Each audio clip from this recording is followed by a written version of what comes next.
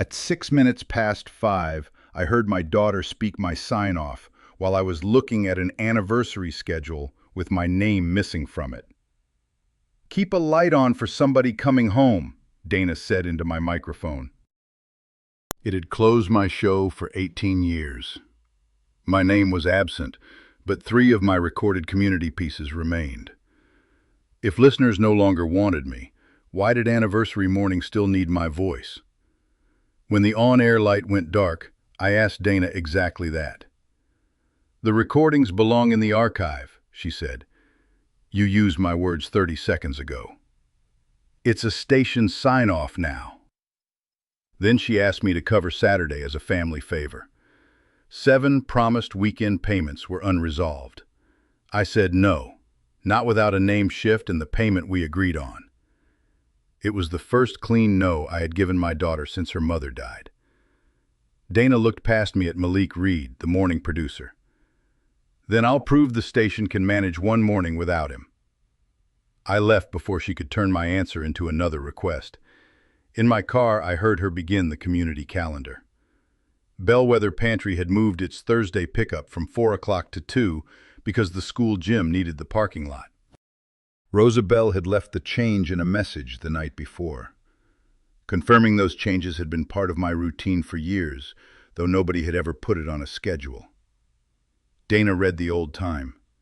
30 seconds later, Rosa called the station.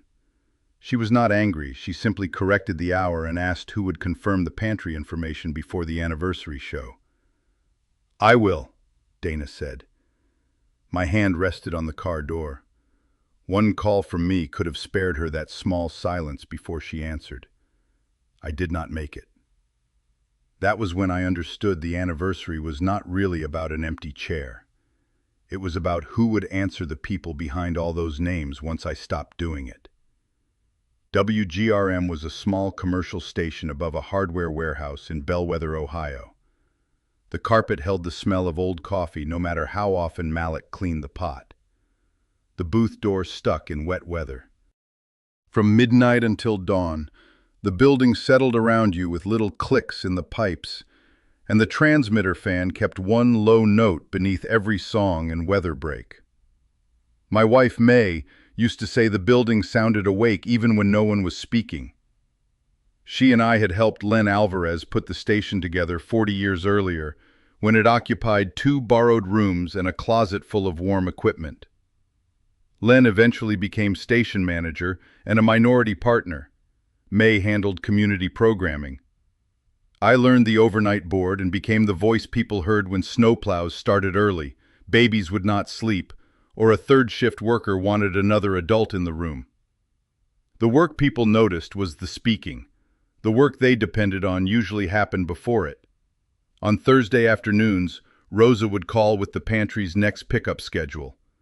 I repeated the time back to her because one wrong hour could leave a volunteer crew beside locked doors. Helen sent school announcements with 3 possible dates, and I called until one became real. I kept no grand book of secrets. Most of it was written on ordinary copy, used and recycled. What lasted was the habit of asking one more question before a red light came on. If a guest was nervous, I knew not to fill every pause. If a caller gave a nickname, I asked what name could be used on air. If a partner changed a plan, I confirmed who else needed to hear it. None of those actions made me powerful.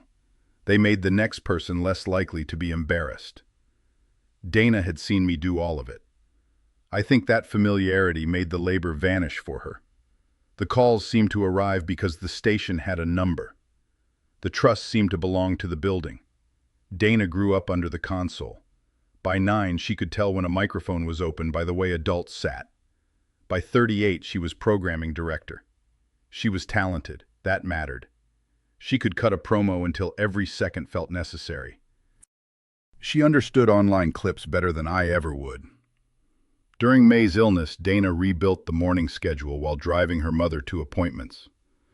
She had spent 3 years trying to prove that WGRM was not being preserved in glass. May's illness changed the balance between us before any of us admitted it. Dana took on decisions quickly because decisions were easier than waiting in hospital corridors.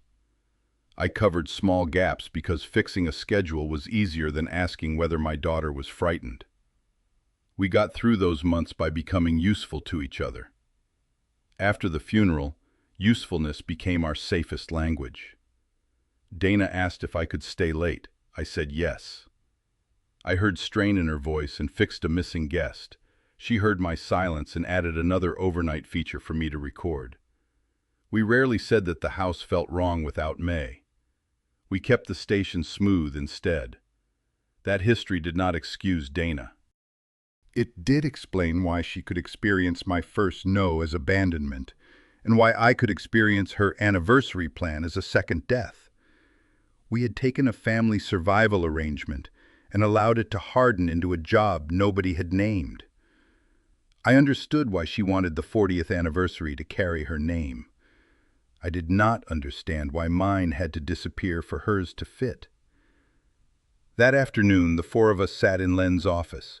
Dana behind a yellow legal pad, Malik with the anniversary rundown, Len beside a window that faced a brick wall, and me holding the spare station key. "I'm not asking anyone to decide who owns a sentence," I said. "I'm asking what my job is." Dana tapped her pen. "Your overnight program has been shrinking for months." "Then why are 3 of my pieces on anniversary morning?" "Because they are familiar. Familiar enough to use, not familiar enough to name." Len rubbed the bridge of his nose. He was 70 and had mastered the look of a man hoping 2 other people would solve a problem quietly. "Cal, what are you proposing?"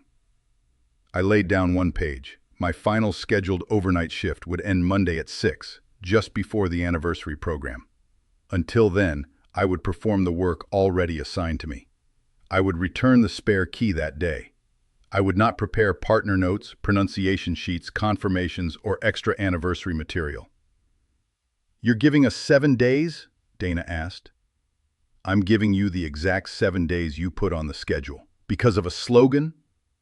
Because you told the public I no longer belonged in the chair while asking my recorded voice to stay in it." I placed the key beside Len's stapler. The old weekend payments remained unresolved. I did not threaten anyone over them. I did not know what a court or a contract might call them, and I did not need a ruling to decide what I would do next.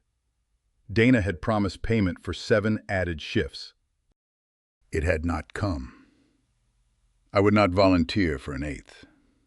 Malik asked, "What about material already due?" "You'll have it by Sunday night. Nothing new for the anniversary." He nodded. That mattered too. A boundary people cannot understand is easy to describe as a trap. Len accepted the paper. "Dana, I approve programming assignments and partner commitments. Any changes go through me." "I know my job," she said. Before I reached the door, she opened the anniversary file and changed the label on my recordings. They would air as selections from the WGRM archive. My name disappeared from the screen while I was still in the room. At home, the quiet was different from studio quiet. Studio silence has a purpose. It waits for a fader, a voice, a piece of music. The silence in my kitchen had no next cue. May's blue cup still sat on the shelf above the sink. I had not used it since she died. I did not take it down then. I made tea in my own chipped mug and tried to decide what part of my anger belonged to Dana and what part belonged to grief. May had spent years translating between us. When Dana said I was resisting change, May would tell me our daughter was frightened of failing in public. When I asked for a direct answer, May would tell Dana I was not asking to be worshipped. After May died, Dana and I kept speaking as if the translator were merely late. I wrote 2 sentences on the back of an envelope. "I can have one personal conversation when I am ready. I will not do station work inside it." That was all I could offer without pretending. My phone buzzed. A text from the station asked for Rosabelle's private cell number. I replied, "Rosa decides who receives it. Her office number is in the station directory." Dana sent back a single word: unbelievable. On Tuesday, I went to the public library to return a mystery novel 3 weeks overdue. The library was holding an accessibility demonstration in the meeting room. A woman named Evelyn Price stood beside a small recording booth while volunteers showed how local newspaper pages could be read aloud for people who could not easily use print. The scheduled reader had lost his voice. Evelyn recognized me and asked whether I could read a 2-minute community notice while she adjusted the equipment. "Is this an audition?" I asked. "No, it's a rescue." I almost laughed. "Then 2 minutes," I said, "and you introduce me by name." She did. The text concerned a road closure, a library delivery schedule, and a change in the city bus stop. I slowed at the dates, left air between the telephone number and the next sentence, and read the street names twice before the demonstration began. The booth had no view of an audience. Through the glass, I saw Evelyn raise one finger when I rushed the bus stop number. I corrected my pace without making a joke about age or experience. The people listening needed the number, not my personality. When the door opened, the room sounded larger. A ventilation fan came on somewhere above us. For the first time all week, silence followed my voice without feeling like something taken away. When I came out, Evelyn said, "You don't crowd information. Information does not improve because a man sounds impressed with himself." She handed me a card for Harbor audio access. "We have an orientation Sunday morning. Most reading is volunteer. We also have a small funded session lead position opening. Different duties, written hours." I looked at the card longer than politeness required. "I'm not looking to become somebody's free emergency voice," I said. "Good. Then you'll ask the right questions." Across town, Dana was trying to confirm 2 anniversary guests. Rosa wanted to know whether the pantry pickup correction would be read at the top of the hour. Helen Wu, the school activities coordinator, wanted the time for 4 students Dana had invited to speak about their audio club. Malik later told me that he had asked Dana to wait until Len approved the student pilot. Dana called Helen anyway. 8:40, she told her. "Bring them by 8:20. Helen asked whether the slot was firm. Dana said yes. I learned about that conversation only later. What I knew Tuesday was that Dana called me from the station and asked me to introduce her to Helen properly. "You already know her," I said. "She trusts you. Then speak to her until she knows whether she trusts you." "You enjoy this." The accusation landed harder than I expected. "No," I said. "I have spent 3 days wishing you would make it unnecessary." She hung up. Wednesday morning, a listener named Frank called the show and asked whether I would be part of the anniversary broadcast. Dana could have said my schedule had changed. She could have said we disagreed. She could have said I would finish my regular work and the 2 of us were still deciding what came next. Instead, she said, "Dad chose retirement. He asked me to carry our old closing words forward." I was standing in the station's copy room when she said it. The printer had just stopped, and her voice came through the ceiling speaker into the mechanical hush. Malik stepped into the doorway. "Do you want me to correct that?" he asked. "Tell only what you know," I said. "Do not speak for me." Dana kept talking. She invited listeners and community partners to call live during Monday's anniversary hour. She said the morning would show how WGRM had always belonged to Bellwether. That choice changed the shape of the week.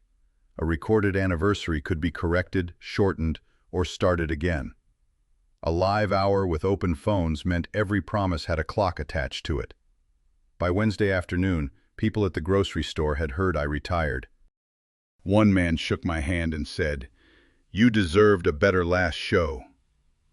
A woman near the freezer aisle asked why I would leave Dana alone on the anniversary. I told both of them the same thing. My final scheduled shift is Sunday night. I did not tell them about the payments. I did not show them the notice. I did not ask them to choose between us.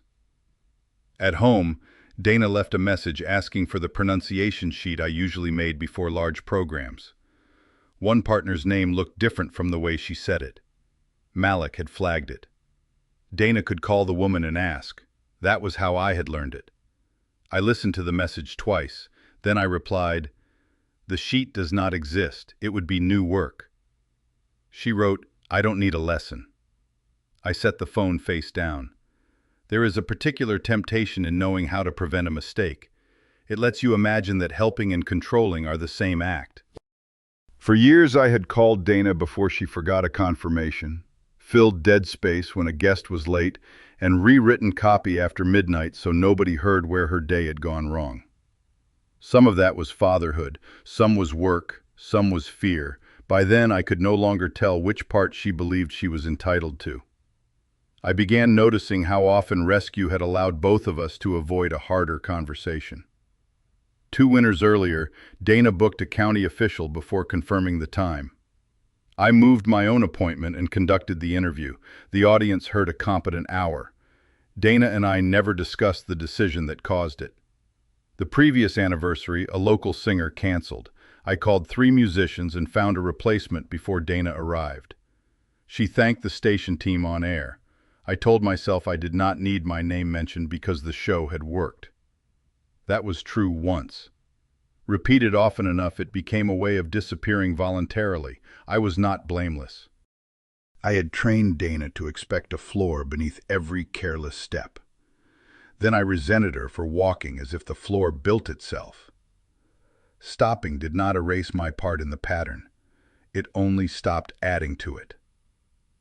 Friday's rehearsal began at 8 in the morning. I was not there, but Malik described it to me afterward, and Dana later confirmed more than she meant to. The anniversary rundown had colored blocks for interviews, old station clips, local music, partner messages, and calls. Rose's pantry item was marked yellow because she had not approved Dana's summary. Helen's student segment was marked yellow because Len had not approved the pilot. Malik pointed to both.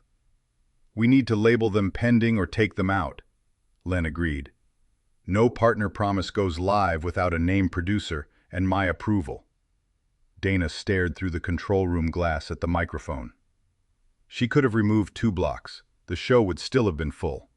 Instead, she called Rosa and said, "Dad already briefed me. We are set."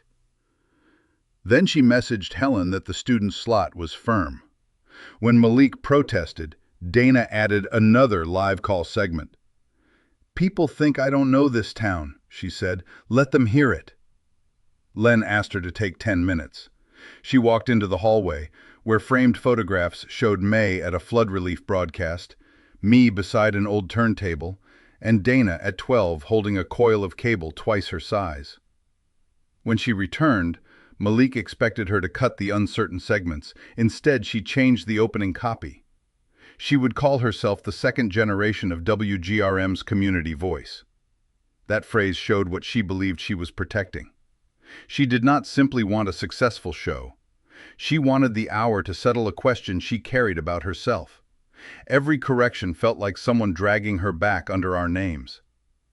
Len said, "This is not about whether you know the town. It is about whether these 2 people know what you promised." Dana answered, "They will." She could still have made that true. She could have called both women and endured an uncomfortable Friday. Instead, she chose a polished Monday.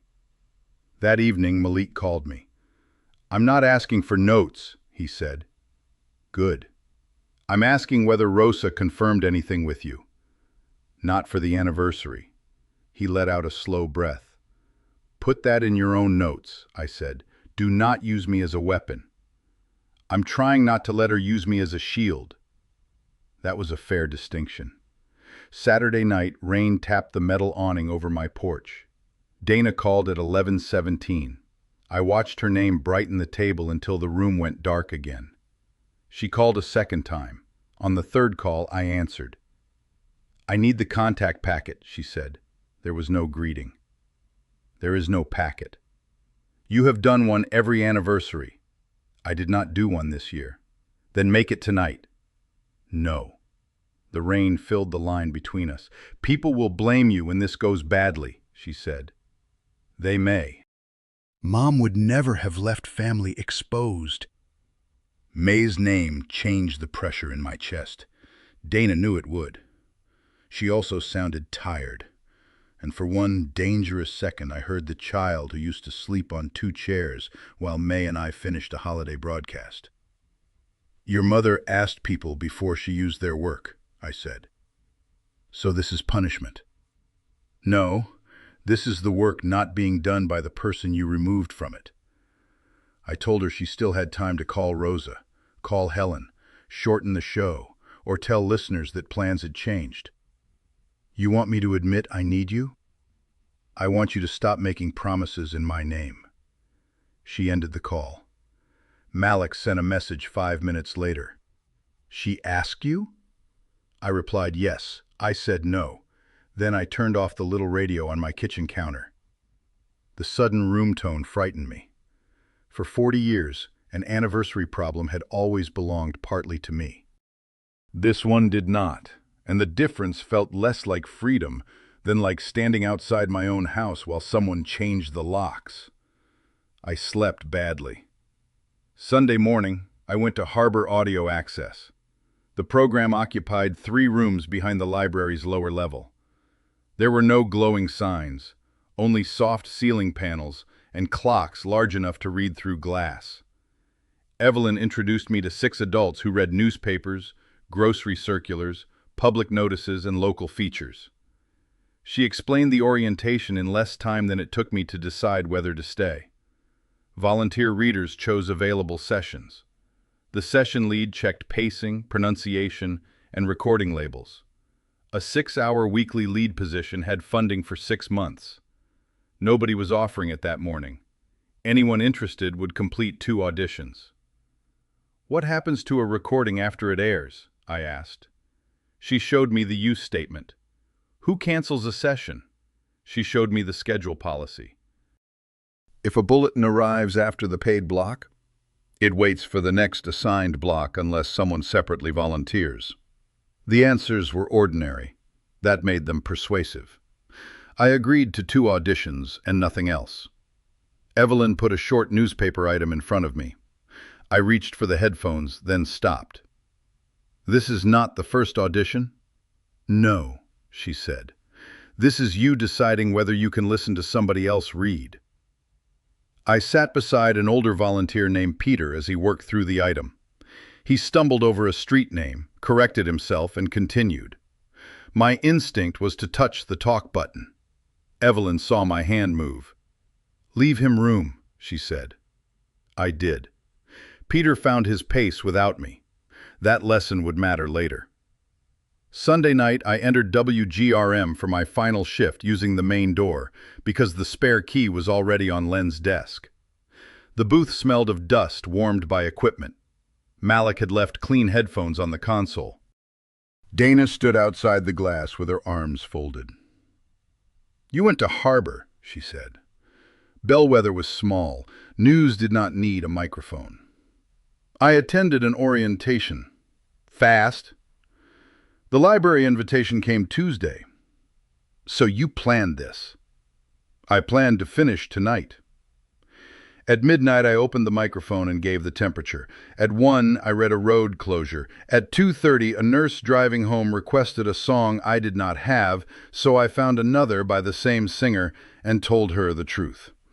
At 4, I read the correct pantry time. Between breaks, I removed my pencil from the console drawer and threw away a sandwich wrapper that had been there since Thursday. I found an old note from May taped beneath the board. Check the tape before you blame the machine. She wrote it after Len spent an hour cursing a recorder he had not plugged in. I smiled, then left the note where it was. It belonged to the station's history, not my pocket. At 5:10, Frank called again. Thought you retired, he said. Not for another 48 minutes. Will you be back? The question deserved more honesty than I had available. I don't know. We talked about the road crews instead. When the call ended, the booth returned to its low hum. I had expected my final hour to make every object significant. Mostly, it was work. Levels, copy, clock, breath. That ordinariness helped. I did not mention the anniversary argument. I did not ask listeners to remember me. I did not use the closing phrase Dana had taken. At 5:58, I thanked the people awake with me and said, "This has been Cal Mercer. The morning belongs to the next voice." Plain words, mine for that moment. I lowered the fader. The on-air light went dark. Malik came in for the anniversary setup. I logged out, placed my headphones on the hook, and slid the final program log toward him. "Everything due is there," I said. "I know." Dana entered as I stood. For a moment, all three of us looked at the chair. It was an ordinary gray studio chair with one repaired arm. Dana turned it away from the console. Then she turned it back. I left before she could ask me to sit down. At 8 Monday morning, the anniversary theme played through my kitchen radio. I had told myself I would not listen. Then I told myself listening was not the same as rescuing. I poured coffee and sat at the table with both hands around the cup. Dana sounded strong at first. She welcomed listeners to 40 years of WGRM. She thanked Len. She thanked Malik. She described the station as a living conversation that moved forward by changing voices. At 8:12, she played my first recorded piece. I heard myself describe the winter coat drive, including the name of the woman who had organized it for 11 years. The recording ended. Dana called it a favorite from our archive. No name. The silence after it lasted less than a second. In radio, that can feel like a held breath. I wondered whether I should turn the set off. If Dana failed, listening would make me a spectator to my own family wound. If she succeeded, I would face the possibility that the station could use the pieces of me it valued and discard the rest. Neither outcome offered the satisfaction anger promises. I stayed because I had spent the week making a boundary without pretending it carried no cost. The town might hear wrong information. Malik might be blamed.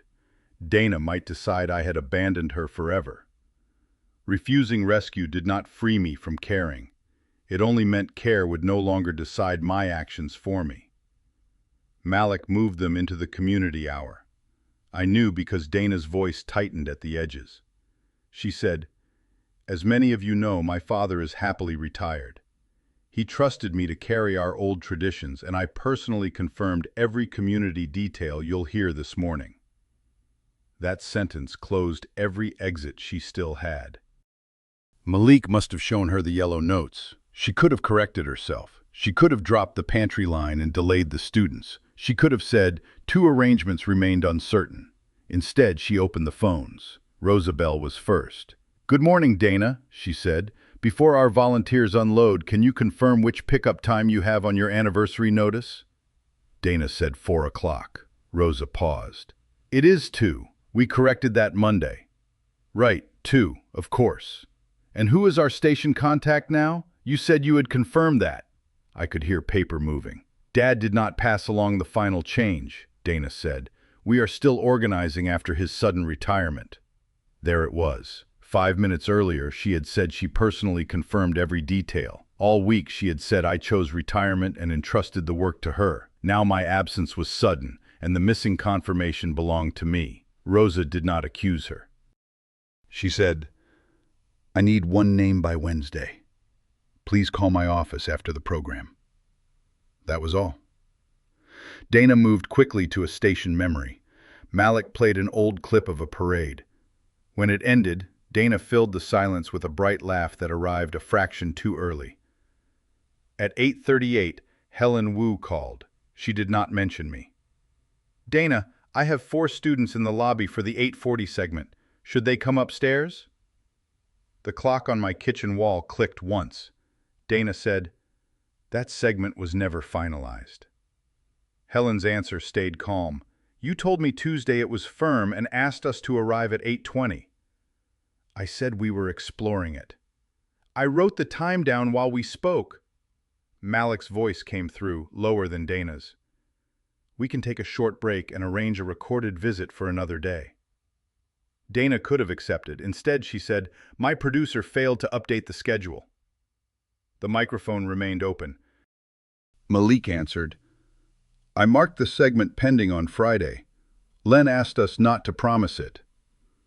Nobody raised a voice. That made the moment clearer. Dana had told one partner I failed to transfer information, another that she had never made a promise, and her producer that he had failed to record a promise he had warned her against. Each answer protected her for a few seconds. Together, they could not occupy the same morning. Helen said, "Please tell the students they can go home. I will contact the station later." The line clicked off. For 2 full seconds, WGRM broadcast only the transmitter fan and the faint movement of someone in the booth. Then my second recorded segment began. My voice filled Dana's silence immediately after she had explained that my work had no part in the morning's failures. I did not feel victorious. I heard how tired I sounded in the recording. I remembered making it at 10 at night after Dana asked if I could smooth out a missing block. I remembered May sitting in the next room during earlier anniversaries, tapping the glass when I rushed. At my kitchen table, I turned the radio down. The program continued. Dana recovered enough to finish. She interviewed Len about the station's first transmitter. Malik shortened 2 call blocks. No mob formed. No listener delivered a speech about justice. The equipment worked. The hour ended at 9, exactly as scheduled. During the final minute, Dana thanked the people who had built WGRM. Her voice caught before she said May's name. She did not say mine. I could hear how badly she wanted to finish without another correction. She gave the station identification, waited for Malik's cue, and closed with my sign-off again. This time it did not sound stolen. It sounded stranded. That did not make it hers, and it did not undo the morning. It reminded me that harm can come from a frightened person making one protective choice after another until nobody else fits inside the protection. The consequences came afterward, one decision at a time. Rosa called Len and paused the pantry's monthly paid calendar block until the station assigned one reliable contact. She did not cancel every arrangement. She did not ask anyone to fire Dana. She needed pickup information to be right. Helen declined the student audio pilot that had never received final approval. She said she might discuss a future project after the station established a dependable scheduling process. The 4 students had already lost one morning. She would not ask for another on a promise alone. Malik gave Len the Friday rundown with both yellow blocks. It was not secret evidence. Dana had held the same pages. Len had heard the live hour himself. He kept Dana on the air. He kept her title. For 6 weeks, however, community commitments required Malik's approval, and Dana could not change those blocks alone. Later, Dana would tell me that Len's decision humiliated her. I believed her. I also believed it was smaller than what she had risked for everybody else. She called me 3 times that afternoon. I watched the phone light against my kitchen table. I did not answer. The strange thing about a consequence you have imagined all week is how little it resembles relief. My chair at WGRM was empty. The station had stumbled. Dana had been exposed by her own words. None of that returned my name to the schedule or put May in the next room. I walked past the station near sunset. Through the upstairs windows, I could see the blue light of the studio monitors. I kept walking. At home, I cooked eggs because they were simple. I ate them without the radio. For years, I had believed that if I explained myself clearly enough, Dana would have to understand. The anniversary taught me something less satisfying. A person can understand the facts and still choose the version that protects her for the next 30 seconds. I did not need to defeat that version everywhere. I needed to stop working inside it. Before bed, I set an alarm for the first Harbor audition. 2 days later, I sat in their recording room with Evelyn and Peter. The room was smaller than WGRM's booth. The headphones were lighter. Through the glass, I could see a clock, a water bottle, and a printed sheet stating who was assigned to each task. Peter was reading a long grocery circular. Halfway through a list of sale dates, his pace quickened. My old instinct returned. At WGRM, I would have taken the page, fixed the pace, and finished the block before anyone heard the seam. At Harbor, I pressed the talk button only after Evelyn nodded. "Give the dates their own breath," I said. "Start again at Thursday." Peter nodded. He read the line again and found the timing himself. I released the button. After the session, Evelyn asked what I would change. "The lead should mark long number strings before the reader begins." "Anything else?" "The reader keeps the page," she smiled. "Good." Then I asked my questions again, with a pen in my hand. The lead position was 6 paid hours a week at $22 an hour, funded for 6 months through a local accessibility grant. The job covered setup, pacing support, labels, and a short handoff note. Volunteer reading was separate. Recordings could be used for 30 days unless a longer use was approved in writing. Evelyn, not the lead, handled cancellations. She gave me the terms on paper. "You can take this home," she said. "I will. Most people say yes first. I have done enough work inside the word yes."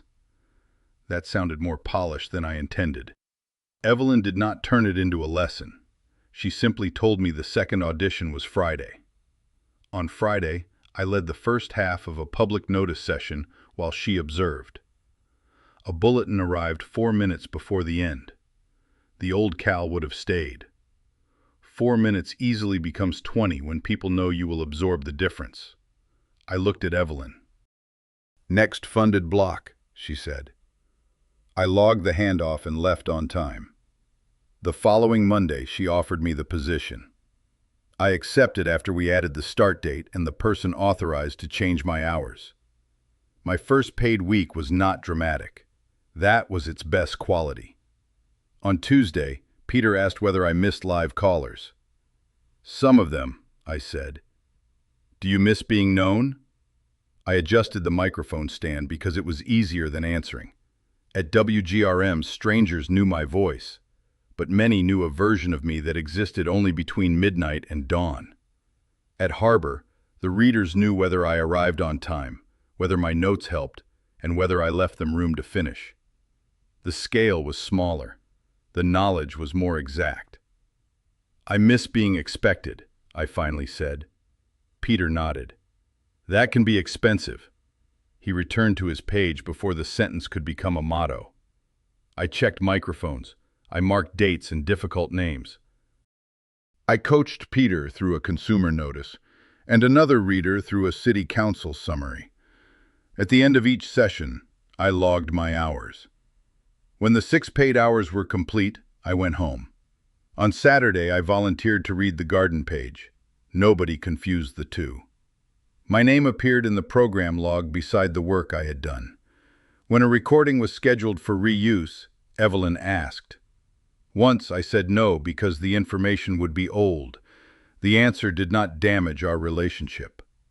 At the end of the second week, Evelyn handed me a payment statement. The amount was not life-changing. It covered groceries, utilities, and a little more. What changed me was the clean line connecting hours, rate, and task. I did not have to infer gratitude from Dana's tone. I did not have to decide whether love made a missing payment impolite to mention. Harbor had said what it would pay, I had done what we agreed, and the paper matched the conversation. On the volunteer schedule, my Saturday garden reading appeared in a different column. I could remove my name until Thursday without apology. I left it there because I wanted the session. The headphones stopped feeling like something Dana had taken from me. They became equipment again. 6 weeks passed. WGRM remained on the air. Rosa's calendar block was still paused, though Malik had begun handling direct confirmations. Helen had not revived the student pilot. Dana completed the 6 weeks of shared approvals. I did not know whether Len would restore all her discretion, and I did not ask.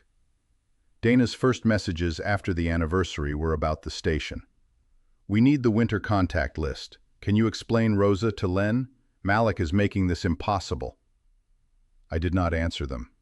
The next messages were angrier, then quieter. One asked whether I intended never to speak to her again. I waited because I did not know. On a Thursday afternoon, after my paid harbor session, I removed the headphones and completed the time log. Evelyn waved from the next room. Peter was starting a volunteer reading, and he did not need me beside him. My phone showed a new message from Dana. I am sorry I used your work to prove I did not need you. I am not asking you to fix the station. If you are willing, tell me when we can talk. I read it twice. An apology is not changed behavior. It can be the first request to begin. I sat in the harbor hallway until I knew what I could honestly offer. Then I wrote, Sunday at 3, the cafe by the... On a Thursday afternoon, after my paid harbor session, I removed the headphones and completed the time log. Evelyn waved from the next room. Peter was starting a volunteer reading, and he did not need me beside him. My phone showed a new message from Dana. I am sorry I used your work to prove I did not need you.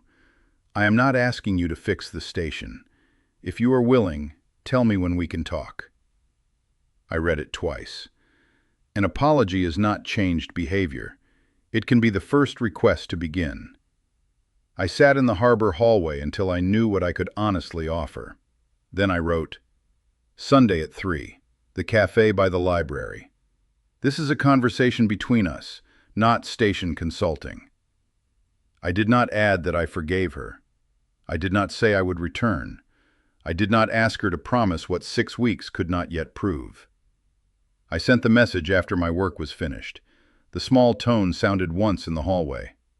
I put the phone in my pocket and left before her answer arrived.